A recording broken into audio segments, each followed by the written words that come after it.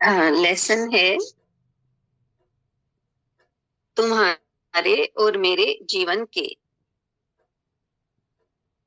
हमारा जीवन बनने के बाद।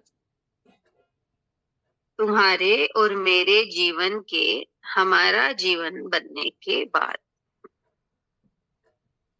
ऊपर वाले ने नर व नारी को इस उद्देश्य के चलते थोड़ा थोड़ा अधूरा बनाया है।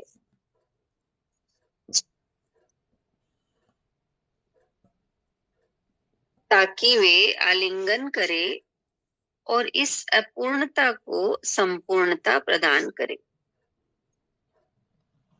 हालांकि शताब्दियों से संस्कारग्रस्त होने के चलते पति व पत्नी शब्दों को एक संकुचित अर्थ में बांध दिया गया है। इससे इस संबंध की व्यापकता बिल्कुल सिमट कर रह गई है।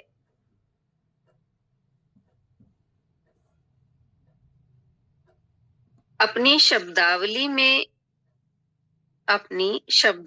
में से पति और पत्नी शब्दों को निकाल दें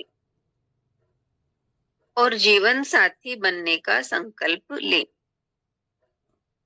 फिर स्त्री और पुरुष कभी माँ की भूमिका निभाए तो कभी पिता की, कभी शरारती बच्चे की तो कभी समझदार सलाहकार की,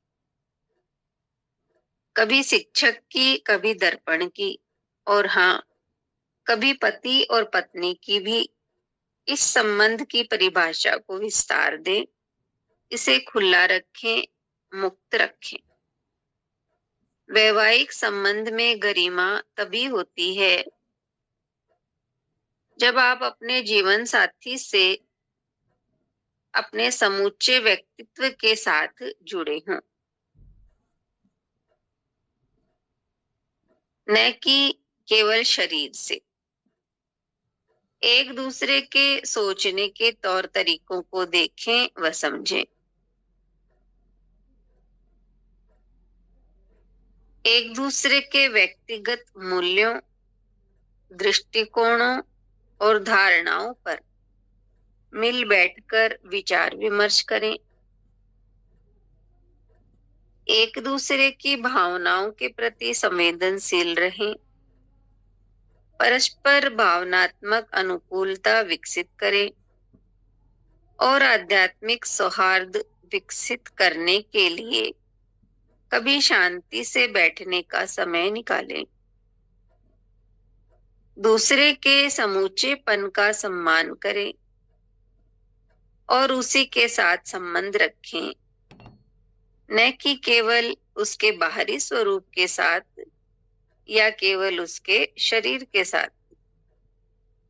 जो 10 वर्षों में करने योग्य हो उसे एक ही वर्ष में कर डालने की कोशिश ना करें, और जो 1 वर्ष में किया जाना हो उसे 1 महीने में ही कर डालने की कोशिश ना करें। अधिकांश नवविवाहित जोड़े पहले कुछ महीनों में ही एक दूसरे में इतने डूब जाते हैं, सब कुछ इतना अतिरेक में कर लेते हैं कि उस संबंध में फिर करने जैसा कुछ रह ही नहीं जाता। जो इसके बाद वे एक ठंडे पड़े संबंध में केवल सह अस्तित्व में जी रहे होते हैं।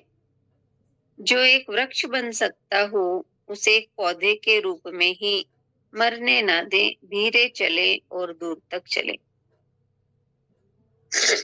जीवन में और अच्छे संबंध में भी अतीत एक प्रासंगिक चीज होती है।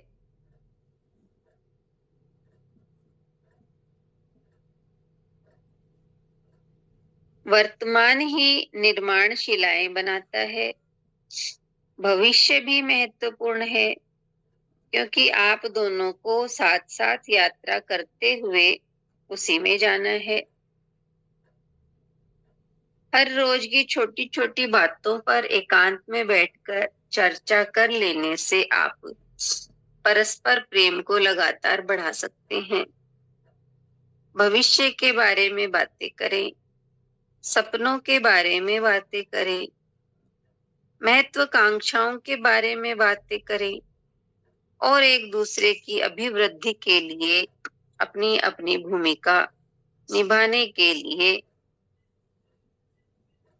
किसी ऐसे तरीके को अपनाने का संकल्प लें जो उद्देश्यपूर्ण तो हो लेकिन हस्तक्षेप करने वाला न हो।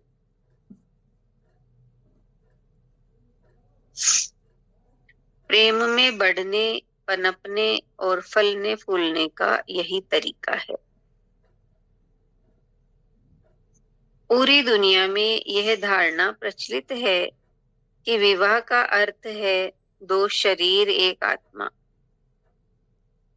यानी विवाह के बाद जीने के लिए एक ही जीवन रह जाता है।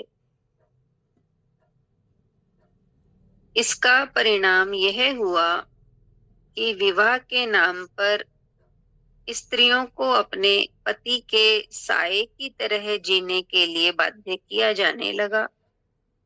वे अनुचरी बनकर रह गई हैं और एक खिन, अपने पर तरस खाने वाली और बलि वेदी पर चढ़ी ऐसा व्यक्तित्व बनकर रह गई हैं, जो स्वयं को शोषित महसूस कर रहा है। सच तो यह है कि तुम्हारे और मेरे जीवन के, हमारा जीवन बनने के बाद भी मेरे और तुम्हारे जीवन का अस्तित्व बना रहता है।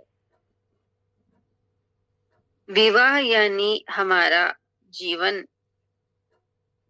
विवाह यानी हमारा जीवन तो वह स्थान है जहां मेरा और तुम्हारा जीवन आकर मिलते हैं। विवाह में सुखी रहना इस बात पर निर्भर करता है कि दोनों हमारे वाले स्थान में इस प्रकार संबंधित रहते हैं और बीतते समय के साथ साथ यह स्थान किस प्रकार बढ़ता जाता है। फिर भी पुरुष के जीवन का और स्त्री के जीवन का अपना अपना अस्तित्व तो रहता ही है। दरअसल जब वह स्त्री अपने स्थान पर जाकर फिर हमारे स्थान में लौट आती है, तब वह अपने सर्वोत्तम स्वरूप में होती है।